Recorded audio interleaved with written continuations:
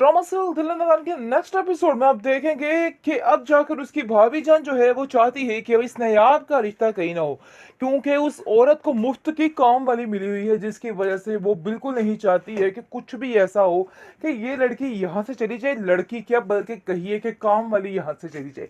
इसलिए वो तरह तरह के लवाजमात आजमा रही है और बार बार सबको यही कह रही है कि ये लड़की ऐसी है तो ये लड़की वैसी है, ताकि इसका किसी अच्छी जगह पे रिश्ता ना हो। लेकिन इस चीज की समझ आ चुकी है इस औरत को, यानी कि उसकी दादी जान को इस बात की समझ आ चुकी है और वो कहती है कि मुझे नहीं लगता कि ये औरत तुम्हारा रिश्ता किसी अच्छी जगह पर होने देगी। लेकिन दूसरी तरफ आप देखेंगे कि वो कहती है, दादी जान आप मेरी फिक्र क्यों कर रही है, सब कुछ ठीक हो जाएगा, आपको परेशान होने की जरूरत नहीं है। आगे से वो कहती है, बेटा दुआ करो कि जो कुछ मैंने तुम्हारे लिए सोच रखा है बस तुम्हें वैसा ही मिले, क्योंकि मैं बहुत ज्यादा परेशान हूँ। ये दुनिया वाले तुम्हें यहाँ पे नहीं जीने देंगे और मैं चाहती हूँ कि तुम्हारा बेहतरीन फ्यूचर हो, इसलिए मैंने तुम्हारे लिए बहुत अच्छा फैसला किया है। बस तुम दुआ करना कि जो मैं सोच रही हूँ वैसा ही हो, इसमें कोई ना कोई मसला ना पड़ जाए। जिस पर आप देखेंगे कि वो कहती है, आखिर आप ऐसी क्या बात कर रही हैं, मैं आपसे पूछना चाहती हूँ कि आपके दिल में क्या है, आप मुझे बताएं। आगे से वो कहती है कि वक्त आने पर तुम्हें सब कुछ खुद ही पता चल जाएगा, देख लेना। मैं चाहती हूँ कि खुद आकर जावियार के घर वाले तुम्हारा रिश्ता मांगे, ताकि तुम्हारी जिंदगी उस घर में सुकून से गुजरे। ये लोग तो चाह रहे हैं कि तुम्हारा घर ना बसे और तुम ऐसे ही रुलती बिरती रहो, लेकिन मैं चाहती हूँ कि तुम्हारा घर बस जाए और तुम अपने घर में खुश और आबाद रहो। लेकिन अभी तो पार्टी शुरू ही है, क्योंकि अभी तो जनाब देखिएगा कि इसका क्या हश्र होने वाला है। और आए दिन इसके घर में, यानी कि जावियार के घर में, इस लड़की बेचारी की क्या हालत होती है, क्योंकि ये बेचारी समझिए कि बस दुख ही लेके जा रही है उस घर में और वहां पर जाके मजीद दुखी होने वाली है। क्योंकि जावियार जो है वो भी एंड पर आकर इसका साथ देना छोड़ जाता है, लेकिन फिलहाल तो काफी मोहब्बत का इजहार कर रहा है। लेकिन एंड वाले दिनों में जाकर इसको अंदाजा होगा कि सब कुछ गलत था, सब मेरे कुछ हर झूठा। चीज पर पूरा उतर सकती है।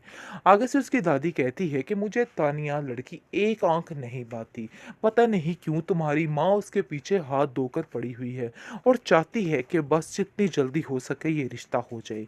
लेकिन ये बाप, सावियार का बाप जो है वो समझ रहा है इस बात को और कहता है कि देखो तुम परेशान मत हो, जैसा कहोगे वैसा ही होगा।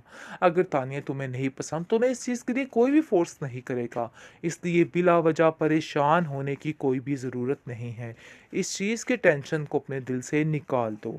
आगे से आप देखेंगे कि उसको अपने बाप की सपोर्ट और अपनी दादी की सपोर्ट मिल चुकी है, जिसकी वजह से वो अब इस चीज़ पर अटक चुका है।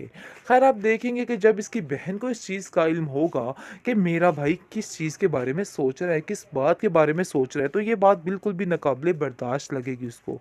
और इस बात में आकर वो अपनी माँ का साथ देने वाली है और वो कहती है कि पता नहीं क्यों भाई का दिमाग बिगड़ चुका है। उनको बिल्कुल इस चीज़ का अंदाज़ा नहीं हो रहा कि आखिर वो क्या कर रहे हैं और क्या करना चाहते हैं। हमारी बनी बनाई इज्जत पल भर में ख़त्म हो जाएगी अगर वो लड़की इस घर में आ जाती है।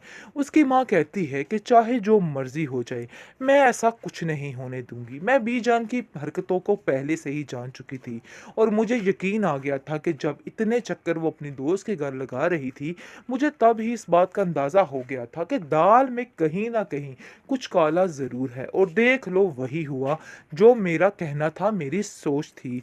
आगे से वो कहती है कि तुम फिक्र मत करो, मैं इन सब बातों को हैंडल कर लूँगी और जावियार मेरा बेटा है और वो मेरी ही बात मानेगा। किसी हाल में भी इस बात के लिए वो राज़ी नहीं होगा और मेरी मर्जी बगैर आगे नहीं चलेगा। इसलिए उसको पूरा पूरा इस बात के लिए एग्री कर रही है, उसको समझाने की कोशिश में लगी हुई है कि देखो बिल्कुल भी परेशान मत हो, हम दोनों मिलकर इस चीज़ को हैंडल कर लेंगे। हाँ, रही बात तानिया की, तो वो ही इस घर में बेहतरीन बेहतरीन ड्रामा सीरियल दिले नादान, काफी इंटरेस्टिंग स्टोरी लग रही है इसकी। और आप देखेंगे कि आए यानी कि दिनों में ये स्टोरी काफ़ी ज़्यादा मज़े की, काफ़ी दिलचस्प होने वाली है। क्योंकि जैसा कि तानिया चाहती है कि उसकी शादी जावियार से हो, लेकिन वो तो इस बात के लिए बिल्कुल भी तैयार नहीं।